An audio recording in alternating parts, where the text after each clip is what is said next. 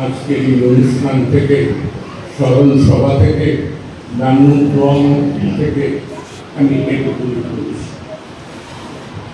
আমার মা বোনেরা, নাতি নাতনিরা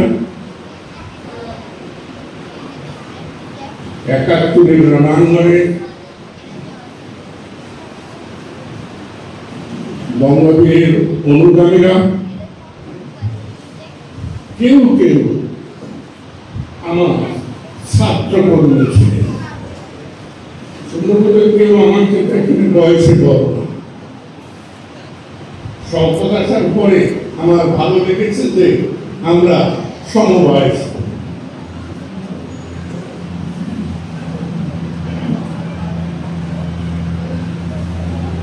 আমি শফিকুর বাংলাদেশের মানুষকে বলবো,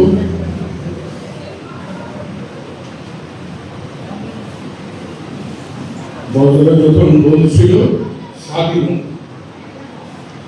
তখন আমার মনে ভেসে উঠল 1964 সালে পাকিস্তান মাঠে, ঢাকার পাকিস্তান মাঠে পূর্ব পাকিস্তান ছাত্রলীগের জাতীয় সম্মেলনে বিচারপতি ইব্রাহিম একটি কথা বলেছিল। সে কথাটি আমি জীবনে কখনো ভুলিনি, এখনো ভুলি না।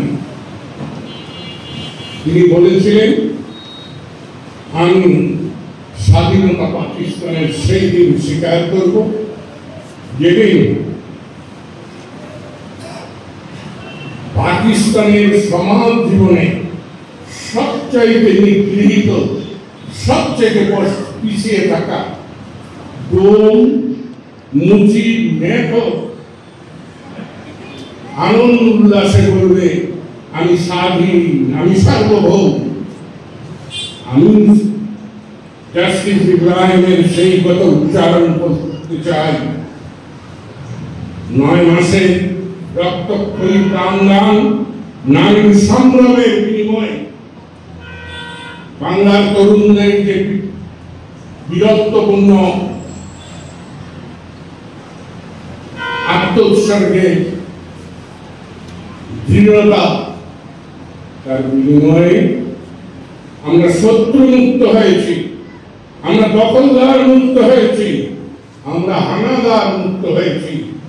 কিন্তু এখনো শোষণ থেকে, বঞ্চনা থেকে, ঘৃণা থেকে, লাঞ্ছনা থেকে, মানুষের বিভেদ থেকে, সামাজিক দ্বন্দ্ব সংঘাত থেকে আমরা মুক্ত হতে পারি।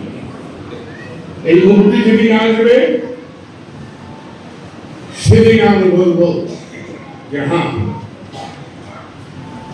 বঙ্গবন্ধুর স্বপ্ন দুঃখী মানুষের মুখে হাসি ফোটানো, আজকে সেটা সম্ভব।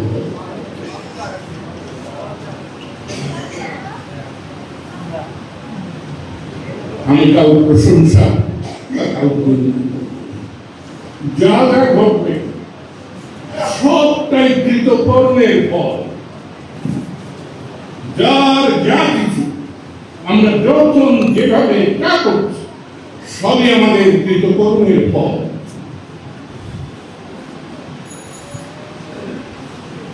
আমি বাসা থেকে গান করতে যখন আসছিলাম, দুপাশের বাগান কোথা থেকে আমি বলতেছিলাম, প্রকৃতির পরিবর্তন এর সঙ্গে সঙ্গে মানুষের মানসিকতা। আমি 1958 সালে সখীপুরে প্রথম আসি। মীর বোরহানুদ্দিন সাহেব ছিলেন, তার পুত্র শামসুল হক পরে মাস্টার হয়েছিল প্রাথমিক বিদ্যালয়ে। তার সাথে সেদিন কি ছিল এই সখীপুর, সেদিন কি ছিল এই পাহাড়। আর আমি পাহাড়ে এসেছি 1948 সালে বাবার সাথে নৌকায় করে। সেদিন কি ছিল, ওই যে ওখানে শামসুল সাহেবের নাতি গফুরের খোলা বসে কি ছিল, কি ছিল, দারিদ্রতা কিন্তু ছিল। পাহাড়ের মানুষের দারিদ্রতা ছিল না, আবার স্বচ্ছলতাও ছিল না, কিন্তু সরলতা ছিল, ভালোবাসা ছিল, আন্তরিকতা আন্তরিকতা ছিল, স্নেহ ছিল, মমতা ছিল, পরস্পরের প্রতি দায়বদ্ধতা। আজকে দেখভাল করার উন্নয়ন হয়েছে, আমাদের দালান কোটা হয়েছে, হুন্ডা গাড়ি আমরা চলি, লরি ট্রাক চাপা দেয়, খালি ট্রাক লরিতে পাশে চাপা দেয় না, আমাদের অন্তরের প্রাণী আমাদের চাপা দিচ্ছে। এই কান্নকে বঙ্গবীর কাদের সিদ্দিকীর অর্ধাঙ্গিনীকে, তার স্ত্রীকে পরশুদিন আমাকে এক শিক্ষিত পিএইচডি করে সে আমাকে বলতেছিল, বঙ্গবীর কাদের সিদ্দিকী যুদ্ধ করেছেন, উনি কি করেছেন না স্মরণ সভা করতে হবে। আমি এসে বললাম,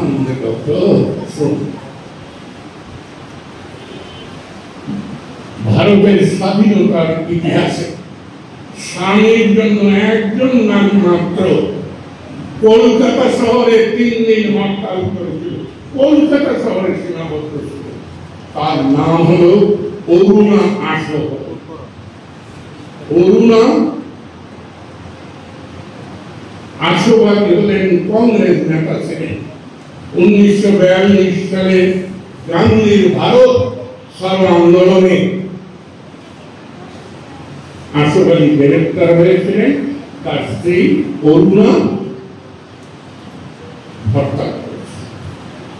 নাসরিন কাদের সিদ্দিকী,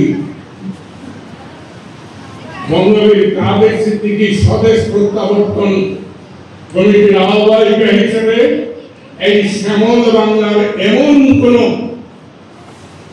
থানা নেই যে থানায় সে যায়নি বঙ্গবীরকে ফিরিয়ে আনার জন্য জনগণের কাছে আবেদন।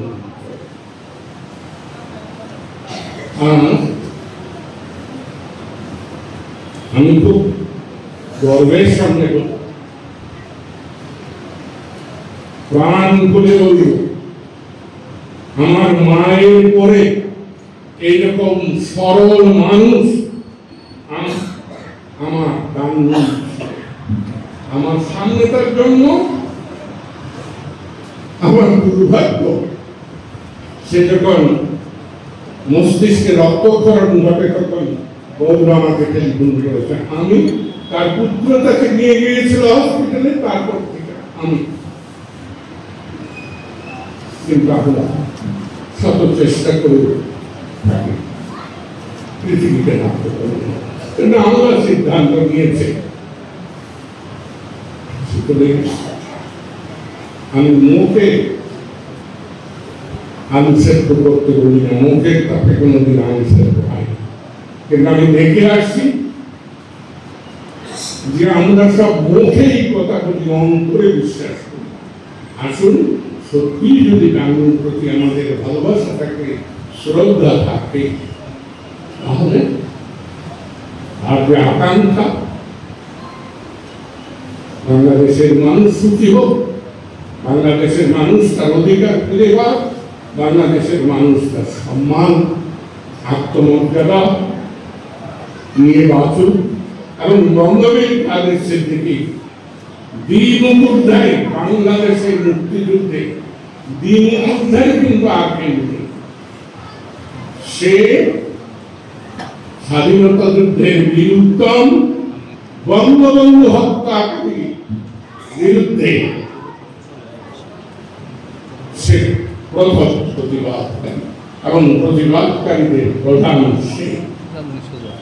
তাই তার সম্মান, তার প্রাপ্য এখন যখন বেঁচে রয়েছে, আল্লাহ রাব্বুল আলামিন তাকে দেবেন। এর জন্য আপনারা দোয়া করবেন, তাতে আপনাদের নেতা আমার অনুরোধ বঙ্গবীর কাদের সিদ্দিকী বীরুত্তম আজকে এই যন্ত্রণাদায়ক জীবন, নিঃসঙ্গ জীবনের সামান্য তার সন্তানরা পথ খুঁজে পাবে, সত্যিকারের মানুষদের আমার মা বোনদের, আমার নাতি নাতনিদের সবার কাছে এই অনুরোধ জানিয়ে মহান স্রষ্টা আল্লাহ রাব্বুল আলামিনের কাছে আপনার শান্তি কামনা করে তার স্বামী বান্ধবীর কাদের স্বীকৃতি ধৈর্য ধারণ করার শক্তি দিন আল্লাহ, এই প্রার্থনা করে তার সন্তানরা স্বস্তি ফিরে পাক, আমরা স্বস্তি ফিরে পাই, তার প্রিয়জন যারা তাকে ঘিরে যারা ভালোবাসার দেওয়াল ধরেছে তারা স্বস্তি পাক। এই যখন আজান হবে আমাদেরকে মুয়াজ্জিন ডাকবে, তোমরা আসো, জাগতিক জীবন ছেড়ে তোমাদের স্রষ্টা আল্লাহর কাছে তোমরা তোমাদের সমর্পণ করো, তারা আক্ষেপ।